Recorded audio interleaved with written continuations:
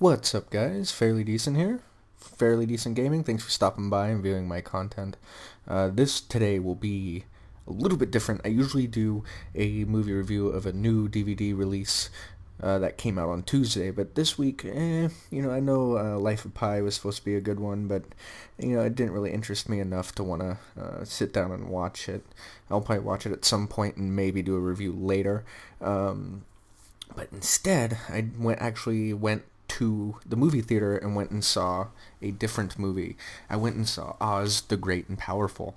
Now, I usually would just do a movie review, let people know what I think of it, which I will do, but I wanted to kind of tell exactly what my thought process was during the day. So basically, I got up around like 12:30 because it was my day off and I slept in, whatever, lazy. I looked up what movies came out. I was really disappointed. I was like, oh, there's really nothing that I would want to sit here and talk about for 10 minutes. So I, decided to look through all the movie reviews of the new DVD releases. I went to Rotten Tomatoes.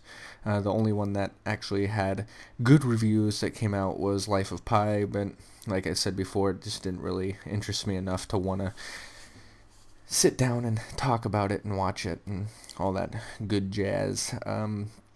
So I decided, fuck it, I'm going to look up what movies are out because Tuesdays, the movie theater by my house actually has matinee prices all day long, so cheap movies.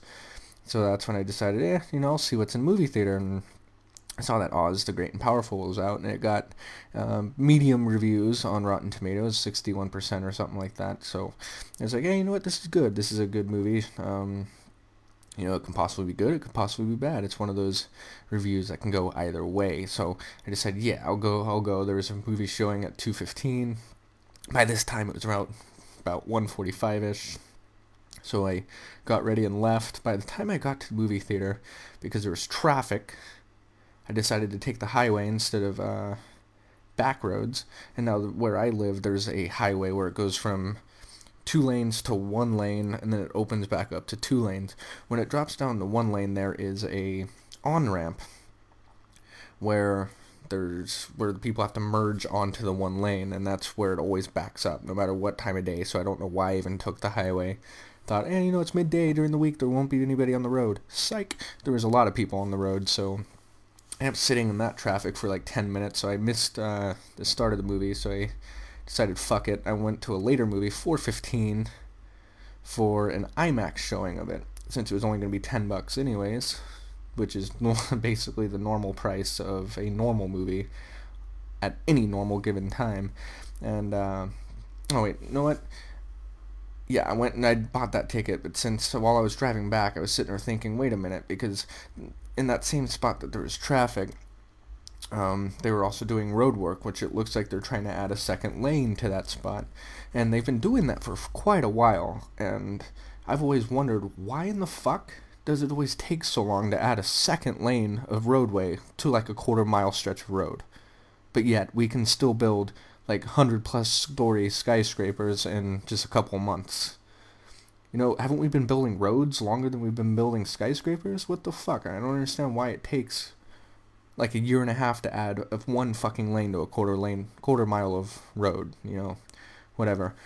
Sorry, I am just going off topic, but that was something that entered my mind on my way back because I was saying, what the fuck, they've been doing this for quite a while, and looks like they've gotten nowhere, just a bunch of dirt flattened, and a bunch of people standing around with clipboards pointing at it, pretending that they're working, while one dude is actually like digging at the dirt. That's how it always is with road work. Bunch of people standing around, one dude actually working. But anyways, I went home, played a little bit of Call of Duty, just like 2 or 3 games, because I was bored of it. By the way, this gameplay was right after I prestige, so I go from level 1 to 7 in one game. Not bad. But played a little bit of Call of Duty. Decided to go to GNC. I picked up a shaker cup, some protein powder, because I'm starting to work out again, so that way I can actually start seeing results, not just actual performance feeling, But anyways, I got that stuff, and then I ended up going to the movie. Now, this is the first time I've ever been to an IMAX movie, and I will tell you, it's amazing. The sound is completely different. You actually feel the sound. The screen's cool. I've been to 3D movies. That's just same old shit. Um, but to the movie, it's with Mila Kunis and James Franco. James Franco plays Oz. For those of you who might want to go see it, don't go see it thinking that it's a remake of Wizard of Oz, because it isn't. It's a prequel of Wizard of Oz. It is showing what happened before the original movie, how the Wizard of Oz became the Wizard of Oz, and how the Wicked Witch became the Wicked Witch, and etc. So this is all before Dorothy and Toto and all that stuff. So it's prequel, which it's pretty cool. I went in knowing that, so I'll tell you I enjoyed it. I don't know if I would have enjoyed it as much if I would have went and saw it in a normal theater setting, albeit either no 3D or no IMAX, because the sound is what really did it for me in this, and the visuals were absolutely amazing.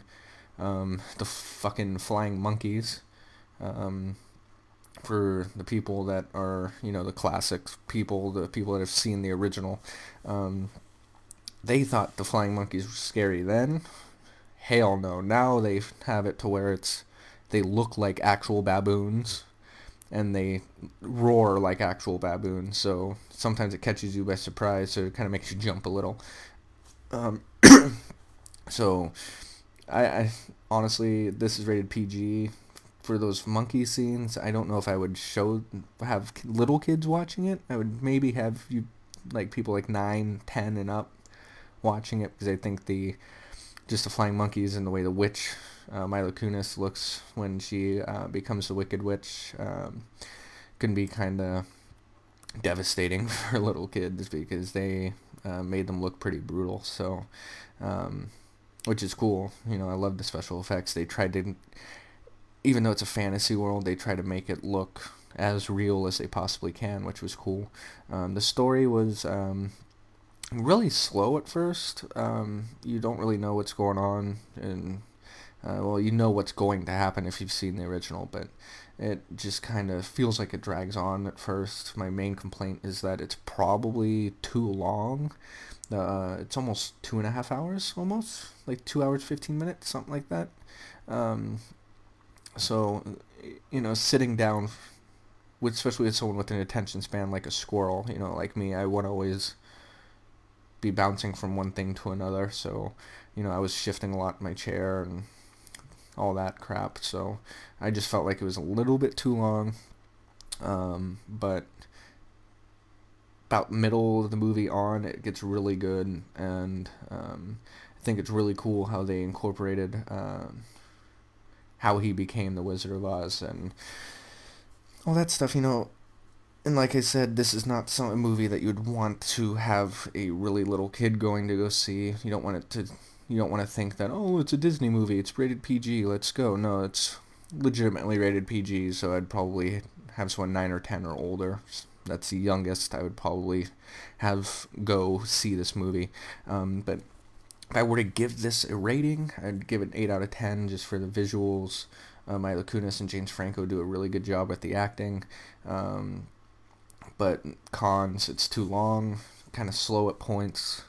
Not a kid movie, so I saw people with kids in there and the kids weren't happy. So, again, not a kid movie. But length of movie, slow points, main cons, positives, visuals, story about halfway through. Once it gets about halfway point, the story is fantastic, and the acting, and it's a well done movie all in all. So 8 out of 10. I do recommend seeing it at least once. If you have like a discounted theater time, go see it then, or wait till it goes out on DVD. But either way, really cool. If you have a chance, go see it in IMAX. If not, it's cool. Peace.